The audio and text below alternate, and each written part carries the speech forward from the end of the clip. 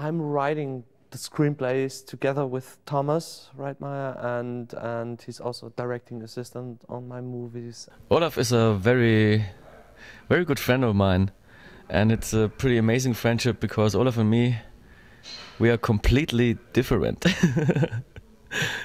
We are fire and water, and I don't know who's fire and who's water. You know, he's always like to stop me.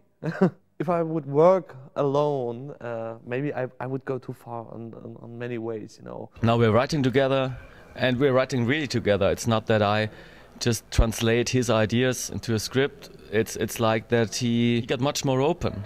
He got much more open for everything.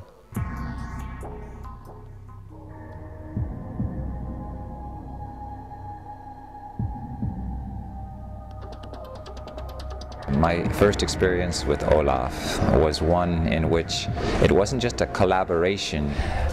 Everyone that comes and works on Olaf Ittenbach production brings a uniqueness to the show, to the production, and I love his creative instincts. I love his vision, you know, and then of course he and Thomas are a very wonderful team, you know. They live and breathe off of each other as they write and direct. This is a very strong connection, you know, really like tied our fates together for this aim to make a living with making movies.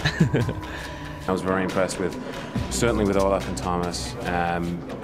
Great ideas for dialogue and visually great style, and I knew that this movie would be something special. We got a very fine way of working together right now. I'm basically his memory, because you know there's so much going on there. This is a good thing that someone like me is not that intensely involved in other things. I've done close to a dozen movies now in my career, and I've done 2 with Olaf, and by far my favorite director. It was just really joyous, really enjoy working with him. His director was very free in an actor's interpretation of character. He's very supportive in trying different things. He's not really married to a lot of the dialogue per se. He just wants to have the gist of what he's written come out. I think he's the best director in this genre. I think he knows exactly what he's doing. For a director, he's really calm. He's really calm, he's easygoing, and he never plays any status games. Olaf is a very nice person. It's not only a friend or a companion, it's gotten more into deep since I've met him, and he knows everything about what he's doing, and he knows exactly what he's doing. And he's a real good director who has a very good sense of how to behave with people. There's not such a big difference between the private person and Olaf as a director. That's why everybody likes him as a director, because he's not like being friendly when you meet him in private and then shouting on the set or something like this. He's always nice. Working with him is always like being with friends, and he treats everybody like that. Every actor, every technician, everybody on the set. It's the same if you meet him in private and just having a beer. Most you do have a beer when you meet Olaf, and that's quite the same. Perhaps on the set there's no beer, normally. He's very near to the crew. He really shows his interest on each person, on each character.